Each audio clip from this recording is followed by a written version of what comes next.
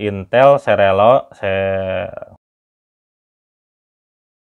Assalamualaikum warahmatullahi wabarakatuh, sahabat Ditek semua. Alhamdulillah kita bisa bertemu lagi. Pada kesempatan ini, memang kebetulan ini kedatangan sebuah laptop ya untuk direview, yaitu merek Axio yang tipenya MacBook Pro D1 yang 6S2 ya. Ini dari Axio. Nanti mungkin kita akan coba lihat fisiknya dulu ya, seperti biasa kita lihat fisiknya, lalu kita akan coba uji di beberapa benchmark gitu ya. Nanti kita lihat hasilnya, apakah laptop ini cukup recommended atau tidak ya jika dibanding dengan laptop yang lain. Karena kalau lihat harganya ini di e-commerce itu ya sekitar 7 jutaan lah, 7,5 juta gitu ya. Namun kalau dilihat banyak juga beberapa merek yang harganya itu sekitar segitu, tapi secara spesifikasi memang berbeda lah dengan ini ya. Nanti kita lihat ya. Kita unboxing dulu ya seperti apa di dalamnya.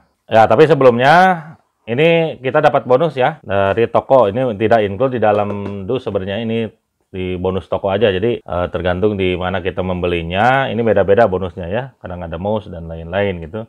Kebetulan ini dapatnya tas ini ya. Ya bahannya biasa lah.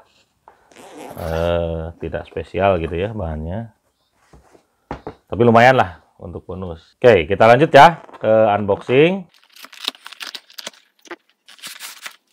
Ini deh, kita dapat unitnya. Terus ada juga ini driver kayaknya ya. Driver. Ini juga ada beberapa aplikasi bonus nih. Ini yang gratisan nampaknya nih. Sama CD recovery ya. Dari Axio. Itu. Terus di dalamnya juga ini kita dapat, nah ini ya charger. Nah chargernya ini kecil ya, kayak notebook yang 10 in gitu, kecil. Terus spesifikasinya ini inputnya 100 volt sampai 240 volt, outputnya di 12 volt 2 ampere ya. Ini colokannya juga kecil nih. Tidak ada mereknya. Oh ini ya, mereknya sebelah sini ya. Axio MacBook Pro D1. Ya cukup ringan lah, cukup ringan. Oke, kita lihat ininya apa? Kita seperti apa fisiknya ya. Ini ya terbuat dari plastik ya semuanya nih.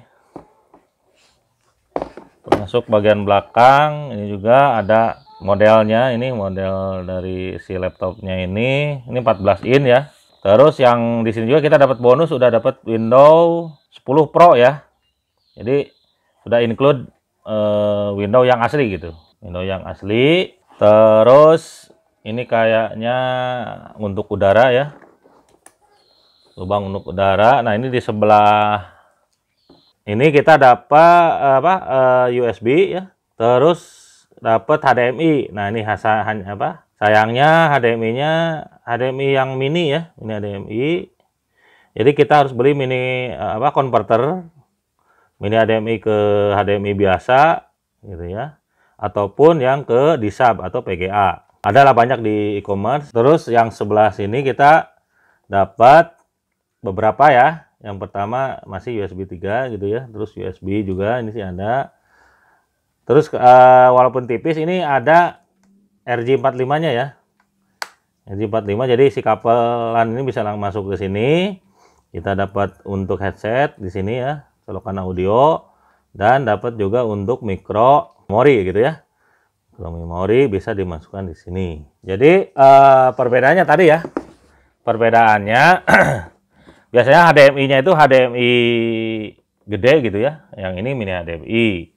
Terus kalau yang mini kayak gini, MacBook ini jarang ada yang pakai RJ45, ini pakai RJ45. Oke, kita buka ya dalamnya. Ini yang kita dapat di dalamnya seperti ini tampilannya gitu ya. Ya kalau keyboard ya lumayan lah gitu ya, cukup enak gitu di senuhnya. Terus spesifikasinya kita dapat untuk prosesor, kita dapat Intel Celeron yang N4020 ya, dengan spesifikasi 2 core 2 thread gitu. Terus si kecepatannya itu ada di soket 1,1 tapi bisa di boost sampai ke 2,8 GB gitu ya. Nah, untuk ke memori ini sudah DDR4 ya. DDR4 6 GB untuk RAM-nya. Sayangnya ini layarnya ini masih masih HD ya. 14 in tapi masih HD. Agak kurang optimal lah gitu ya.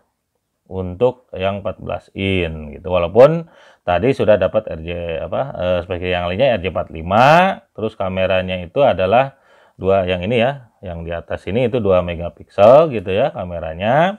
Nah, untuk penyimpanan atau storage ini sudah SSD. Tapi SSD-nya memang masih SSD biasa ya. Volume M2 nampaknya ini dia ada di 256 GB gitu ya. Terus PGA-nya pun masih Intel ya, yang bawaan dari prosesor. Jadi ya emang sih tidak terlalu berharap banyak ya, misalkan bisa main game bagus dan lain-lain ya untuk ini. Ini nampaknya memang untuk keperluan mengetik di kantor gitu ya, untuk bekerja aja, bukan untuk main game gitu ya, ataupun untuk render dan lain-lain. Bukan, ini untuk keperluan di kantor gitu. Terus udah ada Bluetooth, sudah ada WiFi juga laptop ini gitu ya. Ini spesialnya ini mic-nya ada 2 ini ya. Lubang mic-nya ada 2 nih. Jadi biasanya kalau yang lain satu dekat kamera, kalau ini ada 2 ya. Harusnya ya lumayan bagus lah tuh. Nah, itu untuk spesifikasi. Oke, kita coba bongkar ya. Kita lihat di dalamnya seperti apa dari laptop ini. Apakah bisa di-upgrade atau tidak gitu ya.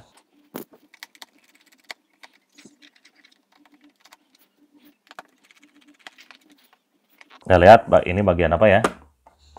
Oh, ini ya. Kalau mau ganti SSD ini tempatnya gitu. Ini SSD biasa ya. SSD biasa, SATA biasa.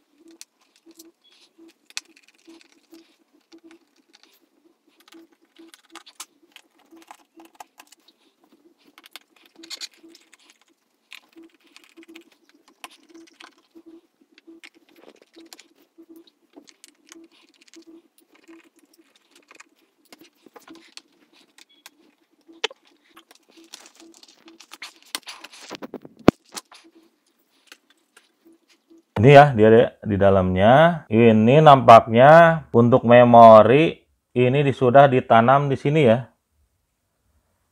Sudah ditanam di motherboard. Jadi tidak ada opsi untuk menambah memori lain ya. Misalkan kita mau nambah lagi memorinya ke berapa? Ke 8 gitu ya. Ini tidak ada opsi. Walaupun secara prosesor ini bisa support sampai 8 GB katanya ya memorinya. Tapi kalau lihat seperti ini, nampaknya tidak ada tempat atau slot kita untuk memasang memorinya gitu ya. Jadi ini motherboardnya pun kecil banget nih.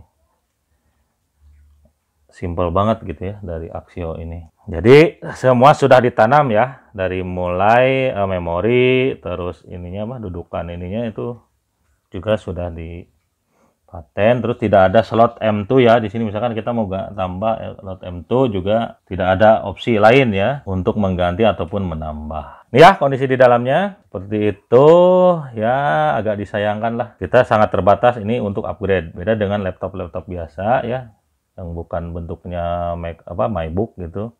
Ini biasanya motherboardnya gede, kita ada slot untuk nambah RAM gitu. Terus kalau kadang disediakan juga slot untuk M2, jadi kita bisa mengubah SSD tadi ke M2. Kalau ini susah ya, seperti ini mah susah kondisinya. Mungkin nanti setelah ini kita memang akan coba uji di beberapa benchmark gitu ya, hasilnya seperti apa. Disimak ya videonya.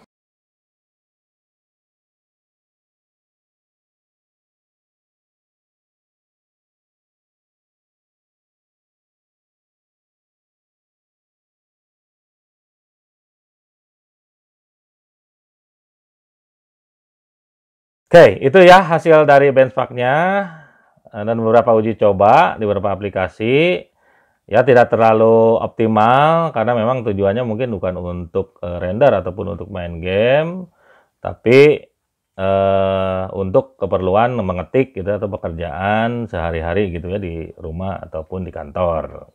Nah, mungkin kesimpulannya dari Emang, kalau lihat spesifikasinya sih dengan harga 7 jutaan sebenarnya ada yang kita sudah dapat dari merek lain yang harganya yang spesifikasinya lebih baik dari ini. Misalkan memorinya sudah 8 GB, terus sudah i3 juga gitu ya. Si prosesornya, terus kualitas layarnya juga sudah Full HD dan lain-lain. Nah, kekurangan yang lainnya adalah si untuk tampilannya itu pakainya mini HDMI gitu ya. Jadi kita harus beli lagi konverter dari mini HDMI-nya itu ke HDMI ataupun ke di-sub. Jadi kita harus ngemodal lagi konverter lah gitu ya. Untuk ini, untuk untuk menampilkan di luar layar selain layar yang utama gitu. Dan selanjutnya mungkin storage-nya itu walaupun sudah SSD ya, kalau Mang sih menyarankan untuk di-up aja, digantilah bukan 256 ke 512 misalkan gitu ya, biar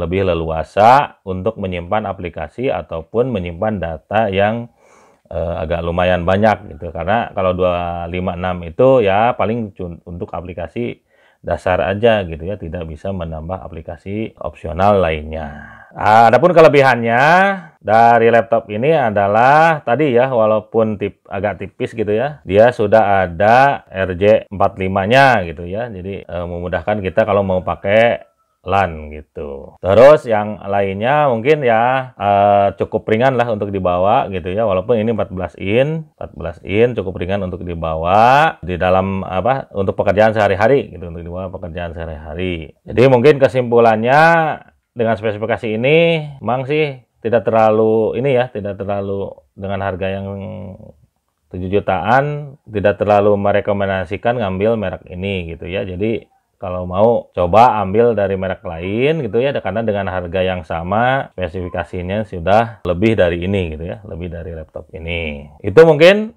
untuk video kali ini. Seperti biasa jangan lupa like, share, and subscribe. Assalamualaikum warahmatullahi wabarakatuh.